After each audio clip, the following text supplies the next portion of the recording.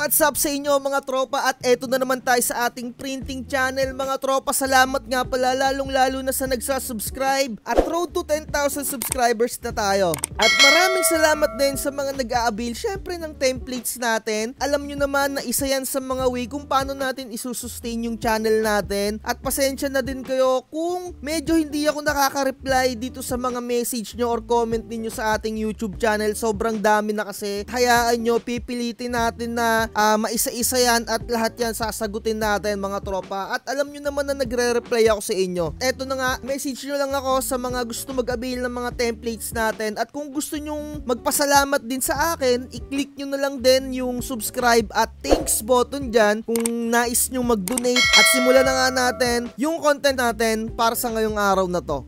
Meron nga mga nag-comment sa atin dito and sasagutin lang din natin sila. Shoutout sa inyo, Warren, at saka si Bacon, at shoutout din sa'yo, Maria Catherine. So eto yung mga comment dito. Sabi dito ni Warren, bakit daw yung iTech vinyl sticker nagka-curve din or yung kumukuluntoy din? Lalo na daw pag malamig ang panahon, sa experience daw niya. At sabi naman dito ni Bacon, nagpapa-curve sa iTech daw is yung photo top daw, na kapag ginagamit mo daw lalong lalo na ay QWAF photo top. Ayan yung sabi niya. Eto namang si Maria Catherine, sabi niya dito, minsan lalo daw pag maulan, tumitiklop daw talaga or kumukuluntoy. Same experience din daw niya kay iTech, bumibilog din daw. Curing time pa lang daw, kinukure niya, ibig sabihin pagka print pinapatuyo niya yung ink tapos kumukuluntoy. Kaya daw nagtry siya ng iba, white Tiger vinyl sticker daw yung kanyang itinatry ngayon. Eto mga tropa, no, base sa mga experience ko sa mga vinyl sticker na printable, lahat yan mga tropa ay tumitiklop or nagko-curve. Lalong lalo na kapag malamig yung panahon at mainit ang panahon natin. Kasi mga tropa, eto yung explanation dyan, yung vinyl sticker natin, meron siyang karakteristik na pagka plastic mga tropa, at yung plastic na yun, meron siyang coating sa itaas,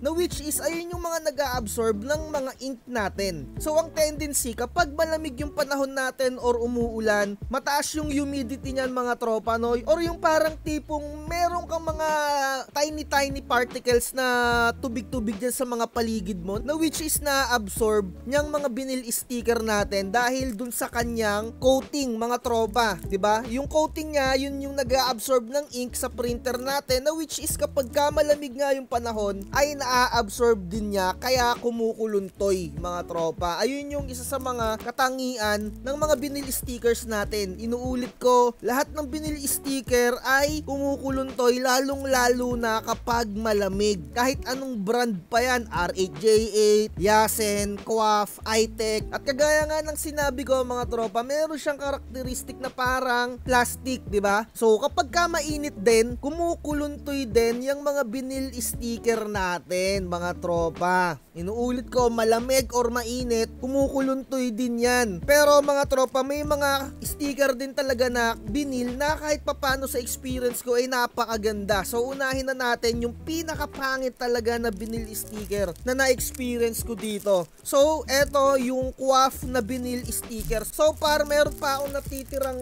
dalawang set neto. Eto ay binili ko lang dati nung ako ay nagpa-practice pa sa mga sticker nung wala pa akong idea, at binlog din natin to. Tinignan din natin yung output neto na talagang napakapangit. Kumbaga pwede na, no? Yun lang. So nakikita nyo, yung kanyang pinaka-edge ay kumukuluntoy na kahit na hindi malamig, 'di ba? So what more pa kung inalis ko to sa kanyang mga plastic. Pero mga tropa, meron siyang bagong variant ngayon. Hindi ko alam kung bagong packaging lang or bago na yung pinaka-texture niya, no? Wala akong idea at hindi ko pa tinatry. Siguro for the experience na lang, mag-a-avail din ako neto. Titignan lang din natin kung gaano na siya kaganda or kung may improvement ba or ganito pa rin na kumukuluntoy mga tropa, no? So eto mga tropa, partida, nilagay ko na to sa pinaka-kasingit-singitan, meaning may nakapatong pa sa kanya mga tropa, no? So tignan nyo kung gaano siya kumulubot, no? So dito sa location kasi namin, medyo mainit din yung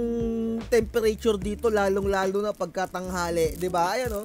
Kumukuluntoy siya. Kasi nga, yung vinyl sticker ay meron siyang pagka-plastic. Kahit papano mga tropa, eto ipapakilala ko sa inyo, si Yasen. Eto hindi to paid ads. Base lang sa experience ko, parang pwede na siyang pamalit para sa iTech vinyl sticker. Maganda rin siya. Ang bibilihin ninyo, yung premium pearl sticker niya. So, ang binibili ko dito, yung matte lang niya. Para lang din siyang iTech. At maganda din siya mga tropa. Diretso rin yung kanilang edge. At sakto siya sa A4. At so far, pantay siya. Hindi siya kagaya ng iTech. Yung iTech kasi mga tropa, meron siyang batch na hindi pantay yung pagka A4 niya. Sa totoo lang, sa experience ko. Pero eto so far, si Yasen Pearl, baka mag-switch na ako dito. So far, ang ganda niya, no? Ayan, no? At syempre, eto naman yung iTech. So, etong dalawang to, kapag malamig, etong Yasen and then iTech, kumukuluntoy pa rin siya. Kagaya nga na sinabi ko, etong mga vinyl sticker kasi natin, meron siyang coating. Kumbaga, eto yung plastic, meron siyang pinturang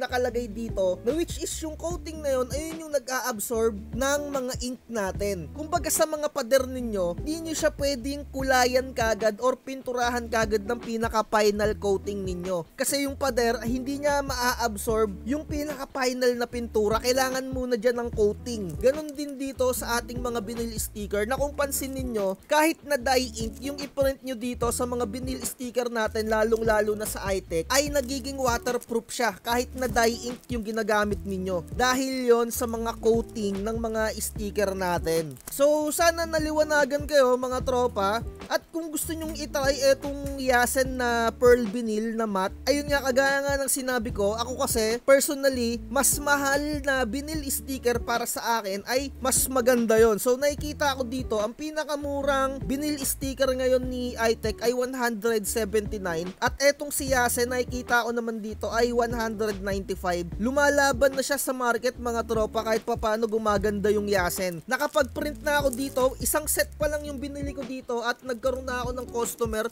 nagpa-print na siya sa akin ng parang 150 pieces ata yung naipa-print niya sa akin. So far maganda siya, pero hindi siya totally na nagagandahan ako sa iTech eh. Parang nakukulangan pa ako ng konti sa pinaka-output niya dun sa kanyang coating. Hindi ko sure kung madadali ng adjustment ng color correction. Siguro bibili pa ako ng isa pang batch neto or tatlo. Kung may customer akong panibago, baka dito ko na siya i-print sa Yasen na vinyl sticker. So far, maganda yung adhesive niya. Personally, maganda yung adhesive niya. Talagang madikit na madikit. May nakalagay pa siya dito, super sticky. Ayun, kung mapapansin nyo, sa kanyang packaging, super sticky. Yun talaga yung napansin ko eh. Kasi unang-una, gusto kong ma-experience yung kanyang adhesive kung talagang madikit. Nakita ko na kasi yung pinaka-output niya eh. Medyo bitin eh. Parang kumbaga napuputlaan ako dun sa output pa niya. Parang kulang pa, siguro madadala yun sa konting adjustment. Etong kasing si iTech naman, maganda talaga yung kanyang output dito, lalong-lalo na yung kanyang coating. Pero yung adhesive niya minsan hindi siya madikit eh. Sa totoo lang naman talaga tayo mga tropa. Kaya ang ginagawa ko, kung hindi siya masyado madikit, medyo pinapasadahan ko siya ng saglit na kumbaga iniinit ko yung kanyang adhesive sa likod gamit yung ating laminating machine. Kumbaga ipopototop ko siya, yung machine ko medyo papainitan ko na siya ng bahagya. Kumbaga yung tipong hindi lang siya titiklop, yung tipong maiinitan lang yung pinakailalim niya. Medyo na-enhance yung dikit nun eh mga tropa eh. So ayun, so far naliwanagan kayo mga tropa na kung bakit talagang tumitiklop yan. As in, lahat talaga ng vinyl sticker tumitiklop yan, lalong-lalo na malamig. Yung mga tropa natin dyan sa Baguio, makikita nyo talagang lumalamig talaga yung klima doon. Talagang tiklupan talaga ng tiklupan yung inyong mga vinyl sticker. So bibigyan ko kayo ng technique para hindi siya mag-curl or hindi siya mabilis mag-curve. Sa inyong mga printer, huwag kayong tatamad-tamad, no? Ang ilagay nyo lang ay 3 or 5 piraso lang kapag nagpiprint kayo para hindi matagal na naka-expose yung inyong vinyl sticker. Diba? 3 lang yung ilalagay mo. Kuha ka lang ng 3 sa printer, yun lang yung muna yung i-print mo. Kapag natapos yun, salpa ka ulit ng 3 or 5, diba? Depende sa printer mo kung gaano kabilis mag-print. Kasi the more na matagal siyang naka-expose dyan sa location ninyo, kung mainit dyan or malamig, the more na mas mabilis siyang mag curve. Tapos mga tropa, pagkalabas nung pinaka-printout ninyo, kumuha kayo ng isang folder na long, tapos dun nyo na siya ilagay, 'di ba? Itabi nyo na siya doon para nakatiklop siya. Dun nyo na siya patuyuin. Dun nyo na gawin yung kanyang curing time. 3 hours, 6 hours, or 12 hours, 'di ba? Sa susunod i-explain ko kung anong kagandahan ng curing time. May mga ilang vloggers dyan na wala daw silbi yung mga curing time. Ewan ko sa kanila, no? Pero talagang napakaganda talaga or kailangan talaga ng curing time. Kasi yung ibang mga printing shop dyan, gustong gusto ng pumera, no? Alam mo yung tipong kailangan nila ng pera na sinasacrifice na nila yung quality. Pero para sa akin, talagang kailangan talaga yung curing time. Ipapakita ko sa inyo yung epekto sa susunod ng hindi nagko-curing time, mga tropa. Legit experience to. At mga tropa, eto pa yung isang dahilan kung bakit kumukuluntoy or tumitiklop yung inyong mga vinyl sticker. Yung sa paggamit ninyo ng mga phototop. So eto, nung unang-una pa lang, as in, nung bago pa lang akong nag-i-start netong ating printing business dito sa sticker, ay na-experience ko talaga na malugi dito sa QWAF. Dahil talagang kumukuluntoy or umaangat mismo yung inyong mga sticker matapos nyong lagyan ng phototop na QWAF. So kung hindi kayo naniniwala sa paggamit ng phototop na QWAF, dyan kumukuluntoy, i-experience nyo na lang. So ako hindi ko sinisiraan tong QWAF. Sinishare ko lang talaga yung experience ko as a user or eto personal experience ko. Kasi talagang yung frustration ko noon, yung pagkalugi ko noon, 'di ba? So eto naman yung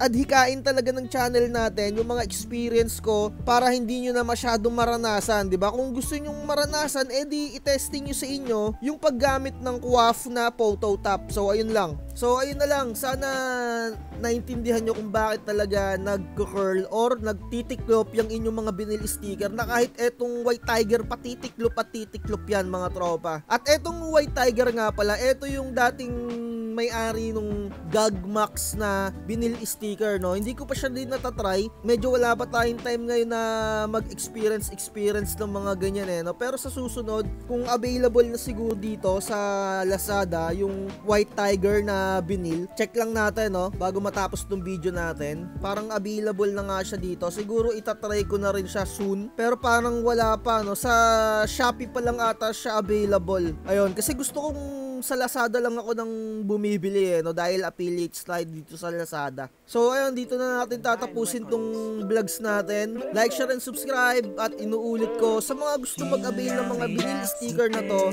subukan yung itry itong Yasen matte. May nakalagay dapat na premium pearl sticker. Ayun lang, bye-bye. Purchase your tracks today. Chill lang, relax,